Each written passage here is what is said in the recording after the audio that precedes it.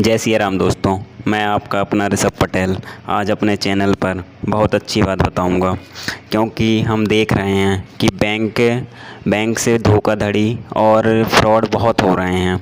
क्योंकि आप देख ही रहे हैं, मतलब बहुत सी कंपनियां फ्रॉड कंपनियां बन गई हैं जो आपको नए नंबरों से कॉल करती हैं और आपको बोलती हैं कि यार आपके पास, मतलब आपकी नंबर पर ये सेवा उपलब्ध है, ये अपडेट हो रहा है, तो उस कारण से आपसे OTP मांगा जाता है और आप उनके शिकार हो जाते हैं। और इनसे बचने के लिए मैं आज बहुत अच्छे 10 तरीके लेकर आया हूँ, और आप इन 10 तरीक़ों को समझ लेंगे तो आप कभी भी बैंक धोखाधड़ी और उनके झांसे में कभी भी नहीं आएंगे। क्योंकि बैंक से फ्रॉड होना आम बात हो गई है आज के ज़माने में।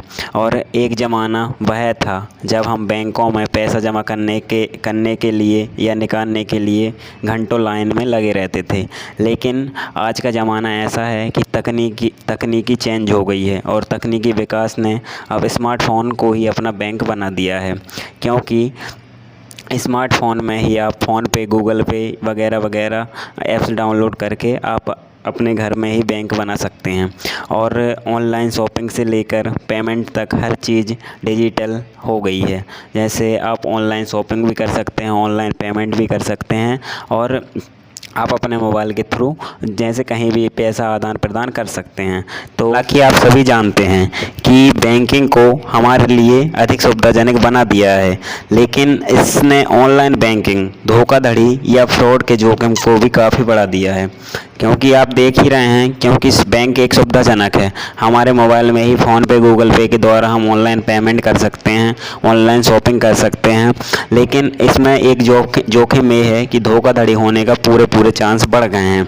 ऐसे में हम महत्वपूर्ण जानकारी लेकर आए हैं, और आप उसे समझें और इस खतरे से आप बच सकते हैं।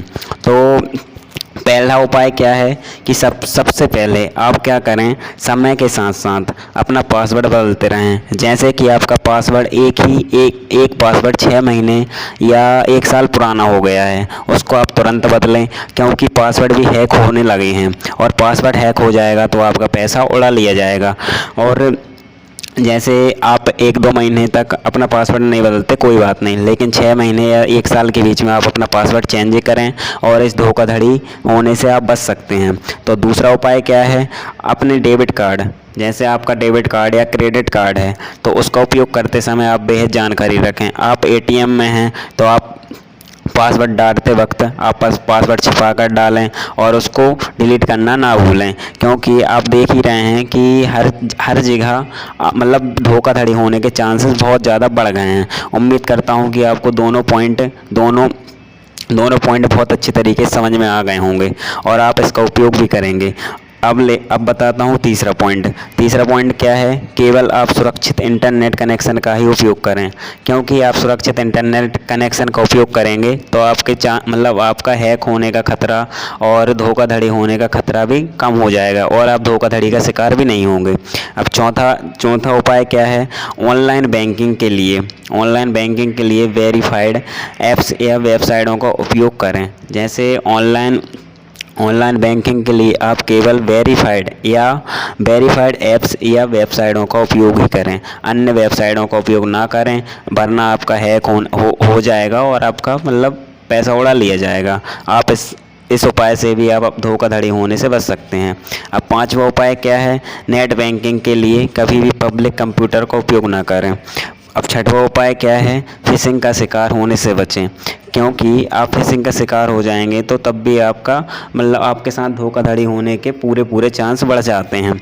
7वां उपाय क्या है, सेंडर का नाम और नंबर पर ज़रूर ध्यान दें। आप जिस मोबाइल पर आप सेंड कर रहे हैं तो उसका नाम और नंबर ज़रूर ध्यान से देखें। क्योंकि एक नंबर भी आप मिस्टेक करेंगे तो आपका पैसा गलत नंबर पर चला जाएगा, और सेंडर का नाम, जिसके पास आप पैसा सेंड कर रहे हैं तो उसका नाम भी गलत है, तो तब भी आपका पैसा कहीं और चला जाएगा और आपके साथ फ्रॉड हो जाएगा, है ना। तो उम्मीद करता हूँ कि 7 पॉइंट आपको बहुत अच्छी तरीके से समझ में आ गए होंगे। अब 8वां उपाय क्या है, व्याकरण और भाषा पर ध्यान दें। जैसे किसी फ्रॉड वाले मैसेज की पहचान करने का एक आसान तरीका उसकी भाषा या व्याकरण है। जैसे कोई बैंक वाला है तो आपके मतलब जैसे आपका आसपास कई बैंक वाला है तो आप तो उसकी भाषा को पहचानेंगे ही, लेकिन वो अन्य प्रांत का होगा तो आप उसकी भाषा के थ्रू और या उसकी व्याकरण के थ्रू आप उसको पहचान लेंगे और धोखाधड़ी होने से बच जाएंगे। और एक बात और, जैसे कोई संदेश आता है और उस पर कोई लिंक आती है तो उस पर टच ना करें। यदि कोई आपको लगता है कि ये फ्रॉड लिंक है उसको ना खोलें, या व्हाट्सएप पे आए तो उसको कभी ऐप्स को डाउनलोड ना करें, क्योंकि इससे भी आप धोखाधड़ी के शिकार हो जाएंगे।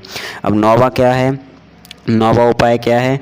अपने कंप्यूटर को मतलब आप अपने कंप्यूटर को सेफ रख सकते हैं, है ना, सेफ रख सकते हैं। एंटीवायरस सॉफ्टवेयर का इस्तेमाल करें, क्योंकि एंटीवायरस सॉफ्टवेयर का इस्तेमाल करेंगे तो आपका कंप्यूटर एकदम सेफ रहेगा।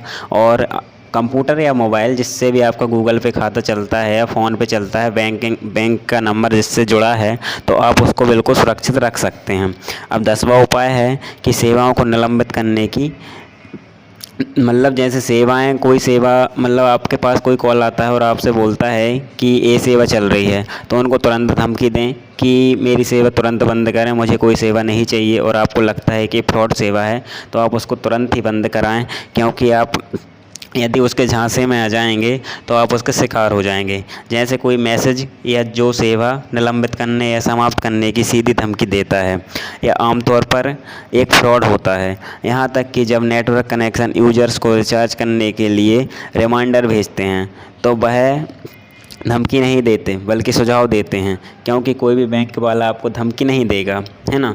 आप लेकिन उसको तुरंत बोलें, उसको डायरेक्ट बोलें, और धमकी ऐसा लगना चाहिए कि मैं उससे मतलब डर नहीं रहा हूँ। उसको डायरेक्ट बोलें कि आप मेरी जो सेवा ख़राब सेवा है जिससे आपको लग रहा है कि परेशानी है, तो उसको आप तुरंत धमकी दें और बोलें कि आज के आज ही बंद हो जाना चाहिए। लेकिन कोई भी बैंक वाला आपको कभी भी जैसे आपको ये नहीं बोलेगा, सेवाओं के लिए कभी धमकी नहीं देगा। इससे आप विशेष ध्यान रखें इस बात पर, है ना। यदि रिचार्ज करना होगा या कोई संदेश आएगा तो आपको कभी धमकी नहीं देगा, वो बड़े प्यार से बोलेगा और आपको बड़े अच्छे तरीके से समझाएगा। क्योंकि आप खुद समझ सकते हैं कि कोई भी बैंक वाला आपसे कभी गलत बात करेगा ही नहीं, बड़े अच्छे तरीके से बात करेगा। लेकिन कोई फ्रॉड वाला होगा तो आपसे जब तक उसका काम नहीं निकल जाएगा, जब तक आपसे बात करता रहेगा। लेकिन कोई बैंक वाला आपके पास कॉल करेगा तो वो आपसे ज़्यादा बात नहीं करेगा, क्योंकि उसके पास ज़्यादा टाइम रहता ही नहीं है। इस बात पर भी आप विशेष ध्यान रख सकते हैं। और उम्मीद करता हूँ कि आपको जो 10 बातें मैंने आज बताई, 10 उपाय बताए, आप उनको फॉलो करें, जिससे आप धोखाधड़ी से बच सकते हैं।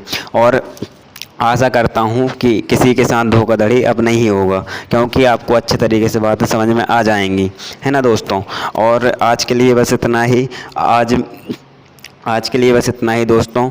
मेरे चैनल को सब्सक्राइब करें, चैनल को लाइक करें, कमेंट करें और एक प्यारा सा लाइक दें। धन्यवाद दोस्तों। जय माता दी, जय श्री राम, राधे राधे। मिलते हैं अगली वीडियो के साथ।